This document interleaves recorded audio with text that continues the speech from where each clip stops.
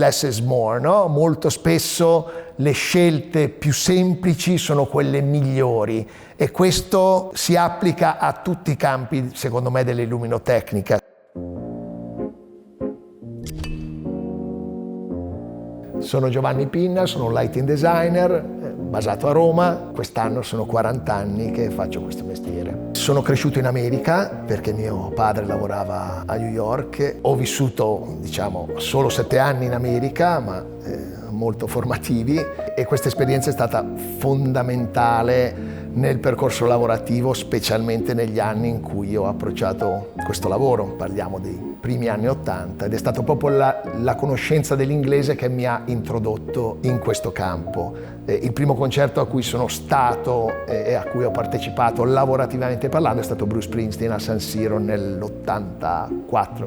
Essendo che parlavo inglese molto bene, mi mettevano non nel camion ma sul palco a lavorare con i tecnici, quindi ho avuto un rapporto diretto sia col materiale che con il lavoro fin dall'inizio. L'altra svolta fu fare questo lavoro, cioè il facchino, lo stagehand, per delle produzioni italiane. Quindi io nell'85 ad esempio ho fatto il facchino a Vasco Rossi, a Venditti, a Pino Daniele, tutti artisti a cui poi nel futuro avrei fatto il lighting designer. E questo contatto con gli italiani è stato fondamentale perché è stato proprio la mossa che ha triggerato tutto, perché poi mi hanno chiamato, mi hanno chiesto un numero di telefono e poi qualcuno mi chiamò per dirmi sei bravo, perché non vieni a lavorare con noi? Fatto sta che andai in tournée e mi piacque molto anche a chi era responsabile luci del service, quindi mi offrirono più lavoro, ma io studiavo, quindi continuavo a fare qualche lavoretto d'inverno e l'estate successiva sono andato in tournée finalmente come tecnico luci, fatto e finito quasi, e quella è stata la svolta, perché lì mi è piaciuto veramente tanto e ho capito che la direzione era quella, per poi arrivare all'anno dopo, 1988, a fare la mia prima tournée non da lighting designer ma da datore luci. Comunque mi fu affidato una tournée che era RAF e la portai in giro io facendo io le luci al banco, e quello fu veramente il momento in cui capii che volevo fare questo mestiere. Con Vasco quest'anno sarà un anno di riconferma del progetto su cui stiamo lavorando da 3 anni. Se 10 anni fa usavo tante tipologie di fixture, oggi cerco sempre, ma non solo per quello che riguarda Vasco Rossi, ma anche per molti altri lavori, cerco sempre di avere un numero minimo di tipologie, quindi magari un solo wash, un solo spot, un solo ibrido o faro di effetti, perché ho notato che il risultato poi è molto migliore. Meno materiale in totale, anche se poi quando parliamo di un allestimento come Vasco Rossi si parla sempre di tanta roba, per anche il motivo del video, perché comunque è un balance tra luci e video che deve sempre essere presente, no?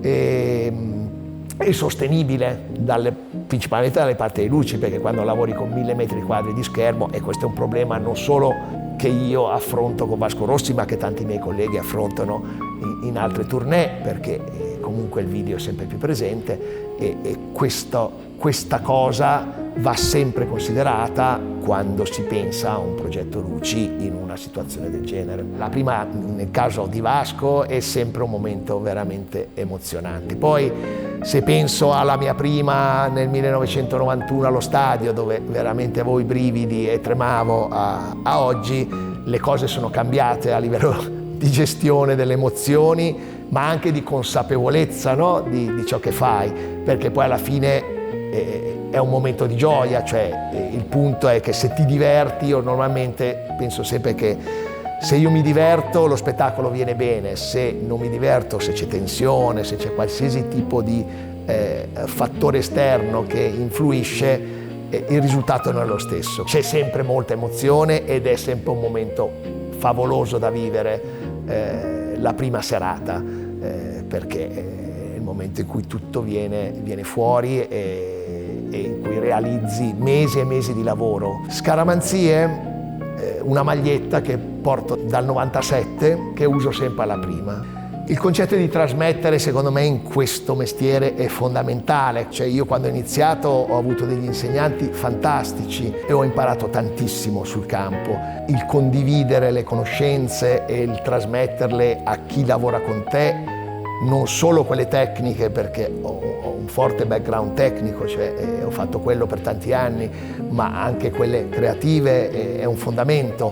Che sia diventato un mestiere anche questo, e io non me lo aspettavo e non lo sapevo, è successo più o meno 20 anni fa, che ho iniziato anche ad insegnare ciò che è il mio mestiere. Lo sport fa parte della mia vita da sempre, da giovane ho fatto tanti sport, ho fatto tanto agonismo ed è rimasto chiaramente per sempre, con molta costanza. Quindi sicuramente le due cose a volte non vanno d'accordo, il lavoro e il correre, specialmente se stai preparando una gara, una maratona, una mezza maratona, è dura, però ci vuole tanta disciplina e quella disciplina che applichi alla corsa poi la porti anche sul lavoro, perché ti devi svegliare prima, devi fare, devi essere riposato, quindi sono due cose che è difficile conciliare, ma quando trovi quell'equilibrio giusto funziona molto meglio, anche perché dopo che hai corso, per me almeno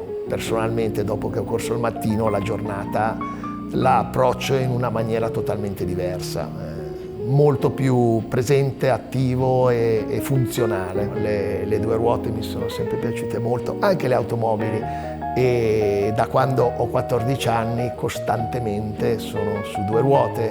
Io ho trovato una similitudine notevole tra il viaggio in moto e il correre, specialmente quando fai i lunghi, perché io spesso magari corro 2 ore, 2 ore e mezza, anche 3 ore. I pensieri sono abbastanza disgiunti in almeno io personalmente non focalizzo mai su qualcosa in particolare, ed è una cosa che ho notato che è comune. Sei, diciamo, più libero di testa sia quando corri che quando viaggi in moto. I primi contatti con RM sono per merito di un artista che è Venditti. È stata la mia prima esperienza con i fari Robe e mi ritrovai con questi bellissimi 700, sto parlando del 2005 più o meno, e chiaramente durante uno dei concerti, adesso non mi ricordo sinceramente dove esattamente, conobbi anche Marco, con cui feci subito amicizia e con cui poi insomma, si sviluppò un rapporto certamente oltre a quello professionale. E questa fu la mia prima esperienza, certamente prima con Marco e poi adesso con Paola, con Mattia, con Ermanno, e c'è sempre stato un rapporto che è veramente diverso da un rapporto professionale in questo campo con tanti altri clienti, chiamiamolo così, o fornitori. Qui si respira un'aria abbastanza diversa. Come si è sviluppato il lavoro negli ultimi anni, nell'ultimo ventennio, diciamo così, dove la diversificazione per me è stata la chiave. Il touring oggi rappresenta forse il 5-10% del mio lavoro e tutto il resto è diventato primario, cioè moda, convention, eventi, ma anche installazioni. La diversificazione ti aiuta a capire, a imparare cose nuove, cioè l'approccio che hai verso una sfilata di moda, creativamente parlando, è molto più matematico dell'approccio che hai verso un concerto di Vasco Rossi, cioè comunque ci sono delle regole da seguire, dei canoni diciamo standard a livello illuminotecnico a cui devi comunque sempre tenere presenti, quindi è molto bella la diversificazione anche per questo motivo. La fotografia è sempre stata presente nella mia vita. Chiaramente poi mi ha aiutato tantissimo anche nel lavoro, perché non è un caso che quando lavori in televisione o lavori nella moda sei chiamato direttore della fotografia e non lighting designer, garantisci la qualità di un'immagine, no? Quel tipo di approccio è molto importante per il mio mestiere. Anche oggi, con l'avvento del digitale, che è anche molto più semplice, non smetto mai di fotografare, di documentare e di avere di ogni lavoro che faccio un archivio fotografico.